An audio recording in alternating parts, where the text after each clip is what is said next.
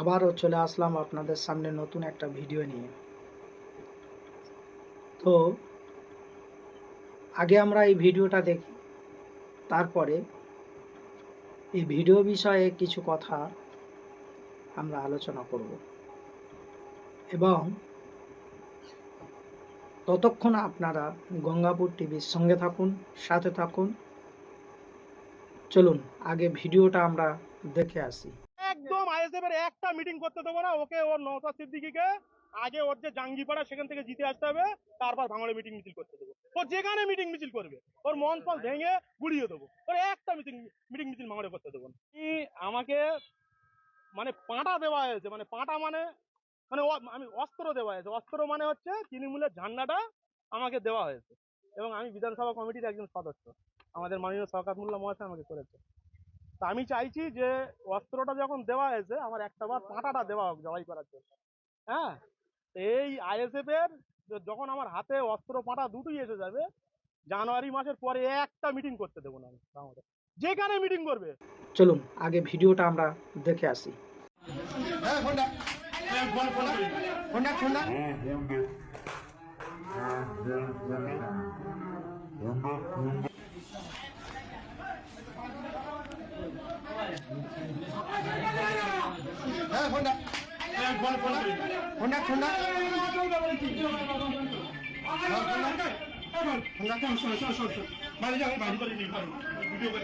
তুই ভিডিও করছিস শোন।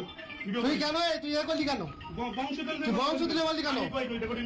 হ্যাঁ এখন তুই দেখাই তোর ভুল হয়েছে। টাকা পাবে, টাকা দিবি তুই। তা তুই টাকা দিবি, তুই কি কথা বলি? কথা কি বলবি? কথা কি গাল দিবি?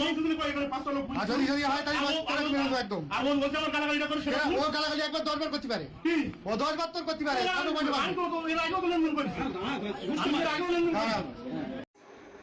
তো কি বুঝলেন বন্ধুরা? আপনাদেরকে বললাম যে ভিডিওটা আমরা দেখে আসি, তো দেখে আসলাম। তো আপনারাও দেখলেন। তো কি দেখলেন? দেখলেন যে একজন ছিটকে নেতা, তিনি সদ্যজাতক তৃণমূল পার্টিতে জয়েন করেছেন কংগ্রেস থেকে, কংগ্রেসের প্রাক্তন, আর তৃণমূলের ছিটকে নেতা হয়ে তিনি সবে পার্টিতে জয়েন করেছেন। তো তিনি বলছেন যে আমি বিধায়ক সাহেবের হাত থেকে আমি অস্ত্র নিয়েছি, তারপরে আমি অস্ত্রটা নিয়ে আমি ওই কি বলে কুরবানির পশুটা জবাই করব। কুরবানির পশুটা কি? কুরবানির পশুটা হচ্ছে আইএসএফ দলকে সে শেষ করবে। তার বলার বক্তব্য এটাই। তিনি বলছেন যে বিধানসভায় 2026 ইলেকশনের যখন ভোটের ঘন্টা শুরু হয়ে যাবে, আমি পীরজাদা নওশাদ সিদ্দিকী সাহেবের একটাও মিটিং করতে দেবো না এবং সেখানে মিটিংয়ের স্টেজ বাঁধা হবে আমরা ভেঙে গুড়িয়ে দেবো। আচ্ছা দর্শক, আপনারা বলুন। এবং আমি প্রতিটা দর্শকের কাছে আমার একটাই প্রশ্ন থাকলো, যারা গণতন্ত্র বিশ্বাসী, যারা সংবিধান মানেন, আচ্ছা বলুন তো বন্ধুরা, প্রত্যেকটা মানুষের আলাদা আলাদা পছন্দ থাকতে পারে তো, হ্যাঁ কি না? আপনারা বলে যাবেন। তাহলে কেউ বিজেপি করবে, কেউ সিপিএম করবে, কেউ আইএসএফ করবে, কেউ টিএমসি করবে, কেউ কংগ্রেস করবে, করতেই পারে। তাহলে প্রকৃতপক্ষে আসেন সেই দলকে সবার ভালোবাসতে হবে, না হলে তাদেরকে মারা হবে, ধরা হবে, কাটা হবে, ঘর ভেঙে দেওয়া হবে, স্টেজ ভেঙে দেওয়া হবে, মানুষের উপরে অকট্ট ভাষা দেওয়া হবে, জুলুম করা হবে। এই সমস্ত নেতাদের হাতে যদি আমরা রাজ ক্ষমতা দিই, এদের কাছ থেকে আমরা কি আশা করব? এদের কাছ থেকে আমরা কি আশা করব? এরা সমাজের মধ্যে যে সাম্প্রদায়িক দাঙ্গা বাঁধাবে, খুনোখুনি, মারামারি, দাঙ্গা, ঘর ভাঙা, অফিস ভাঙা, দোকান ভাঙা, এদের থেকে এছাড়া কোনো কিছু আশা করা যায় না। তো বন্ধুরা, এই ব্যক্তি কদিন আগে বলেছিলেন যে দাবি করেছিলেন যে এই শফিকুল না রফিকুল ওরফে বাপি, তো এই ব্যক্তি তিনি অভিযোগ করেছিলেন যে আমি নওশাদ সিদ্দিকী সাহেবের জেনা হারাম করে দেব। কত বড় জাহিল হলে সংবিধানকে অপমান করে সে জেনা হারাম করে দেবে, তার স্টেজ ভাঙতে হবে, তবেই পার্টি করা যাবে। তার মানে এখানটায় বোঝা গেল বিরোধী দলনেতারা যারা যারা রুলিং পার্টি তৃণমূল কংগ্রেসের বিরোধী যারা, তারা দাবি তুলেছেন যে তৃণমূল কংগ্রেস বেশিরভাগ জায়গায় জিতেছেন দাঙ্গাবাজি, মারামারি, দাঙ্গা করে, লোকের ঘর ভেঙে দেবো, ভয় দেখিয়ে, গুন্ডামি করে, মাস্তানি করে তারা রাজ ক্ষমতায় এসছেন। তাহলে এই প্রশ্নটা এখন তো সঠিক বলে মনে হবে যদি এই চুটকে নেতা সে যদি বা এই দাবি করে যে একটা পার্টির মিটিং করতে দেবো না, স্টেজ ভেঙে দেবো, একটাও মিটিং করতে দেবো না, তার মানে কি হলো? এটা ভারতবর্ষ ভুলে গেলে হবে না, এই মূর্খগুলো ভুলে যাচ্ছে।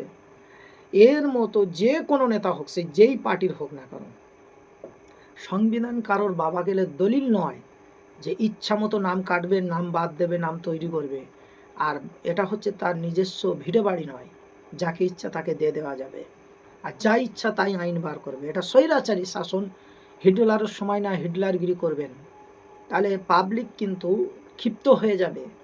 আর পাবলিক ক্ষিপ্ত হয়ে গেলে তখন কিন্তু সমস্যা দাঁড়িয়ে যাবে। আমি যতটুকু উপলব্ধ করেছি, এই সমস্ত চুটকে নেতাদের জন্য তৃণমূল কংগ্রেসের বদনাম ছাড়া সুনাম হতে পারে না। আপনি কাকে মারবেন? আপনি একজন মুসলমান সম্প্রদায়ের মানুষ, বাপি, আপনি রফিকুল না শফিকুল ঠিক বুঝতে পারলাম না, যাই হোক, ওরফে বাপি, আপনি মারবেন কার?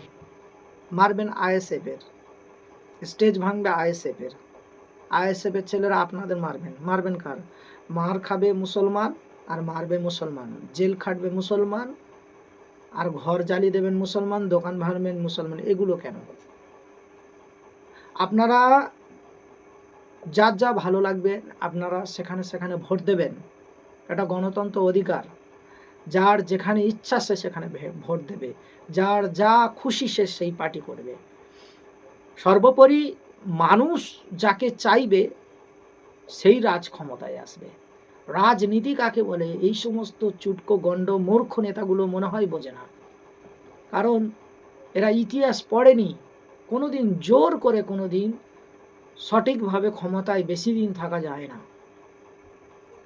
জুলুম করলে মানুষের ওপরে, তখন কিন্তু জুলুম নিধান করার জন্য সত্য মাথাচাড়া দিয়ে উঠবে, পাবলিক খেপে যাবে, অত্যাচার সহ্য করবে না।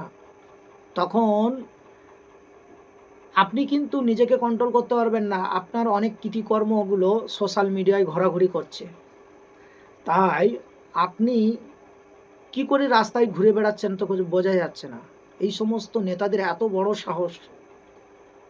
তো আমি রাজ্য সরকার অর্থাৎ তৃণমূল কংগ্রেসের কাছে, তার নেতৃত্ববৃন্দদের কাছে অনুরোধ করব যে এই সমস্ত পার্টি, এই সমস্ত ছেলেদেরকে, এই সমস্ত চুটকে নেতাদেরকে পার্টির ভিতরে জায়গা দেবেন না।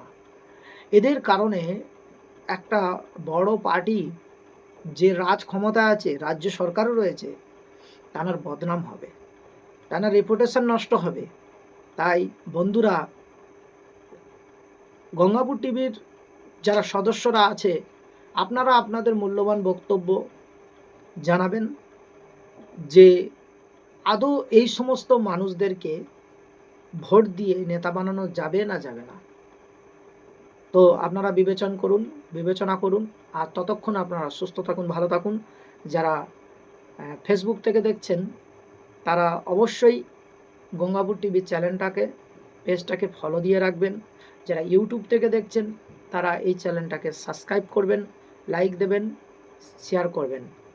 ততক্ষণ আপনারা সুস্থ থাকুন। দেখা হচ্ছে পরবর্তী ভিডিওতে।